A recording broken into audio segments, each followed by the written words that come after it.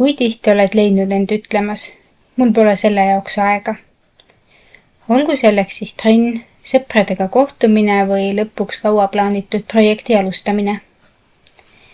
Tõde on aga see, et aeg pole kunagi olnud probleem. Me kõik saame iga päev sama palju tunde, 24. Küsimus on hoopis selles, kuidas me neid tunde kasutame. Kui väidad, et sul pole aega, oled justkui vastutuse endast eemale lükanud. Sellega ütled, et probleem ei ole sinu kontrolli all, sest aeg lihtsalt kaob käest. Tegelikult on see enesepettus. Aja puudumine pole probleem, vaid pigem märk sellest, et midagi muud on olnud tähtsam. Kui sa ütled, et sul pole aega trenni teha, siis tegelikult oled andnud oma tähelepanu ja energia millelegi, mida pead teadlikult või alateadlikult olulisemaks. Fakt on see, et elu seisneb valikutes. Iga kord, kui otsustad ühe tegevuse kasuks, loobud millestki muust. Näiteks, kui veedad õhtu sotsiaalmeedias, siis oled teinud valiku. Võib-olla mitte teadlikult, aga sellegipoolest otsustanud, et see on sinu õhtu prioriteet. Selle asemel võinuksid lugeda raamatut, veeta aega perega või valmistuda homseks päevaks. Prioriteetide seadmine nõuab ausust iseenda vastu.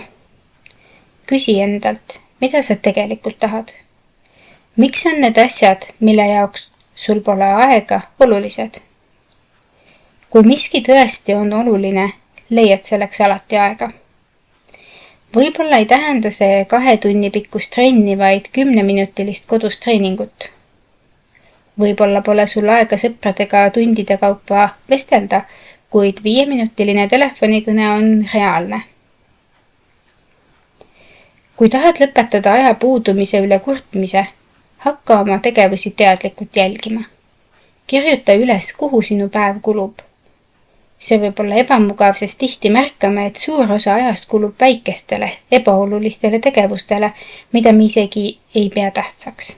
Sotsiaalmeedia, lõputud meilid, teleka vaatamine. Seejärel mõtle, mida sa tegelikult saavutada soovid. Pane paika selged prioriteedid ja vii oma päevaplaan kooskõlla nende eesmärkidega. Võib-olla pead mõne asja ära jätma või lükkama teisele ajale, kuid sel viisil oled sina oma aja peremees, mitte vastupidi. Muidugi on lihtsam süüdistada aega kui iseennast.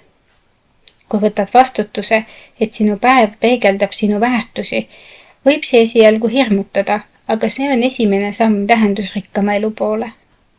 Kui oled aus ja tunnistad, et oled jätnud mõne asja oma prioriteetide nimekirjast välja, saad teha paremaid valikuid. Järgmine kord, kui oled valmis ütlema, mul pole aega, peatu korraks. Mõtle, kas see on tõesti tõsi.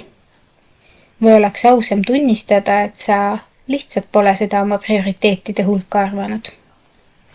Aja üle kontrolli võtmine tähendab, et oled valmis võtma vastutust oma valikute eest.